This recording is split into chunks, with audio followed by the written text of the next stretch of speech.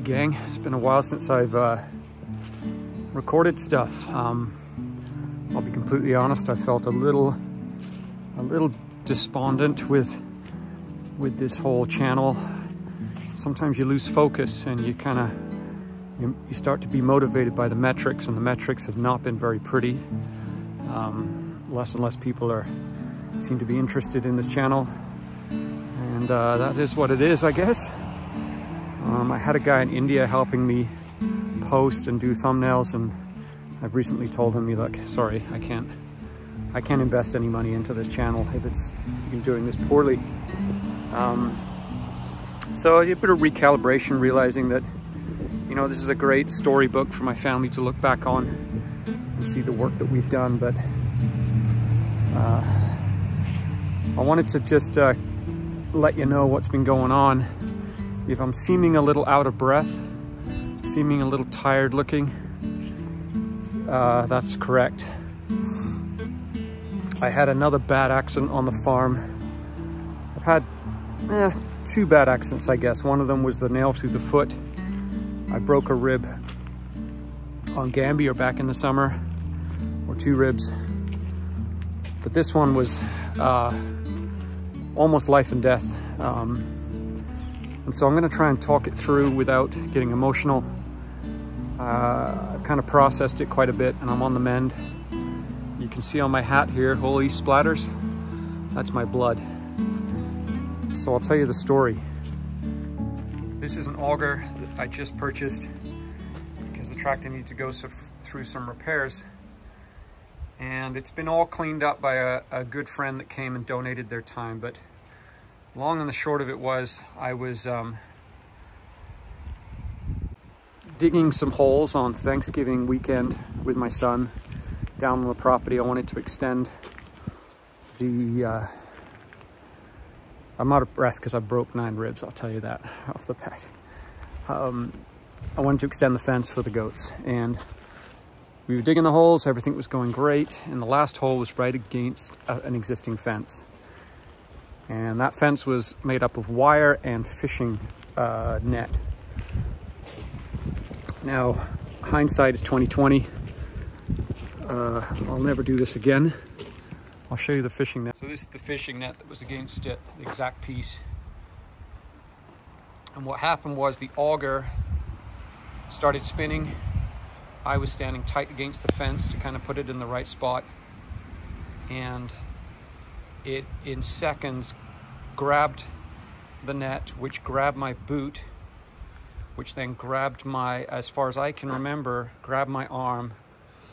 It tore my t-shirt off me. There's my t-shirt. What's left of it's rags. This hoodie tore it right off my body immediately. Sucked me in and sandwiched me between the net and the auger, and started to flail me around. Now this is connected to a PTO shaft, which is directly connected to a tractor and a huge gearbox.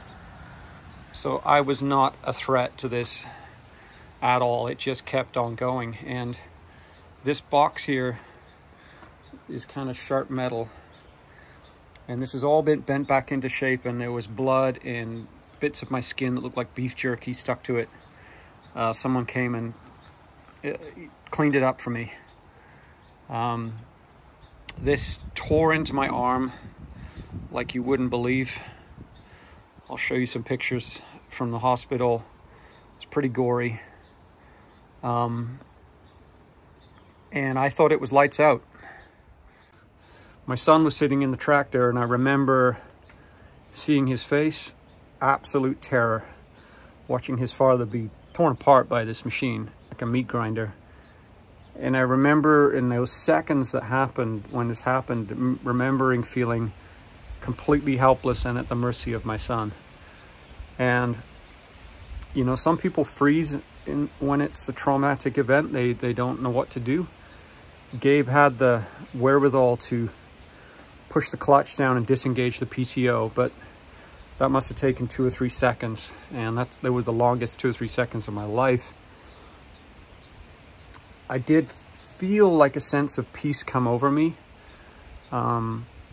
because I literally felt like my bottom was being torn from my top.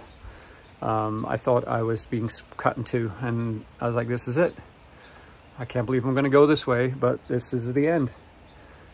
You can see this really sharp piece here. So my arm was obviously up because the netting was holding me tight and kind of wrapping me, gift wrapping me. And my arms were up over my head, I think. And we're spinning around and slicing my arms to shreds. So my one arm looks like a dog went at it. Feeling okay talking about it. The flashbacks have been pretty intense, but they've been getting better and better as I've been processing. So my son disengaged the tractor. I fell to the ground and fully expected to look down and see my guts out on the floor, because that's the sensation I was getting, that I was being torn in two. And I looked down and I was like, my stomach's still there. My legs work. Now, had I not been wearing welly boots, which these are what in England we call them welly boots, this would have been a different story. My foot would have been ground down into the hole, because it's a corkscrew and it goes down. And those blades at the bottom there would have grabbed my boot and kept on grinding into the hole. And thankfully it ripped my boot off and my foot was kind of flailing out. So my feet are okay, which is a miracle. I looked down at my arm. It was an ugly mess. The worst I've ever seen. I've had a lot of accidents. Chainsawed my leg open. This was worse for sure. Tendons and everything hanging out, and there was no pumping blood, so I'm like, my artery isn't broken. Gabe immediately ran for help. We were down on the property, so he had to run through a field, over a gate, get on his bike, screaming his head off. Went to get Tara. Poor Tara, from running down, not knowing what she was going to find. My daughter went to get my neighbor. Thankfully, we have good neighbors here. And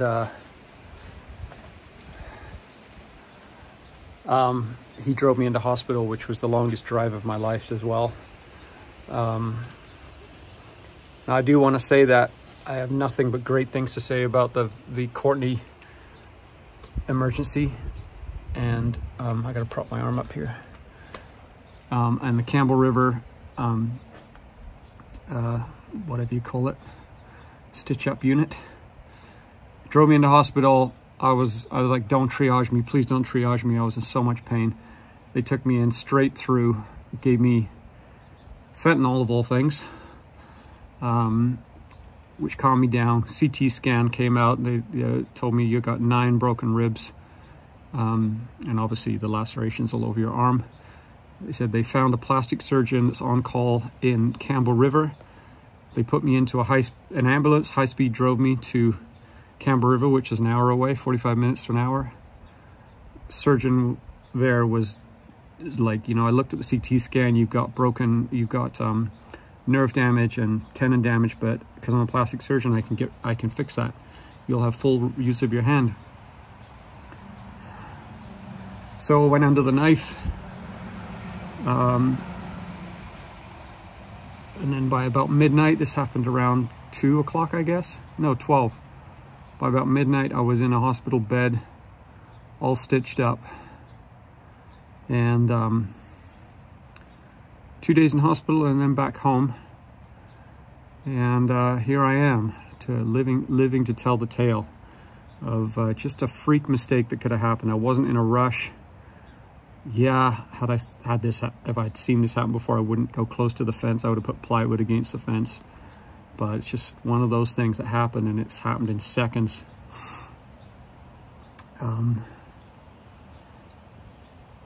So, you know, big praise to the hospitals here who did not hold back. Like, they gave me a CT scan instead of x-rays. Drove me to a plastic surgeon instead of having a local surgeon do it, which they might not have joined my tendons back together. Just pulled out all the stops, and I'm forever grateful for that. The community here that I've talked about, we've only been here not 10 months. Huge outpouring of generosity.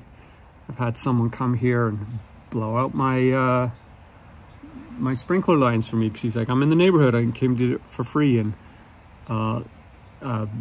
cards given to us, hampers, people offered to give us massage for my whole family, therapy to deal with the trauma, because it was traumatic for my son and myself for sure, probably the whole family.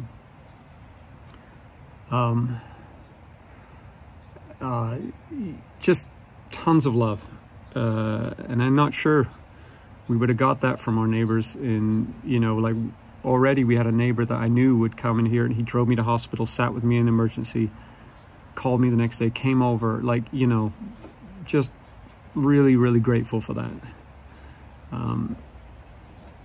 And the community, you know, giving me so much love and offering to help with anything. There's a work party being put together to come work on the farm for a day to help Tara winterize everything, because the recovery for me is going to be a while. The ribs are the worst. I don't know if you've ever broken a rib before, but man, getting in and out of bed, coughing, it's hot. It's really hot, tough, and I'm short of breath because my ribs are kind of closing in on my lungs, and I need to practice on taking deep breaths.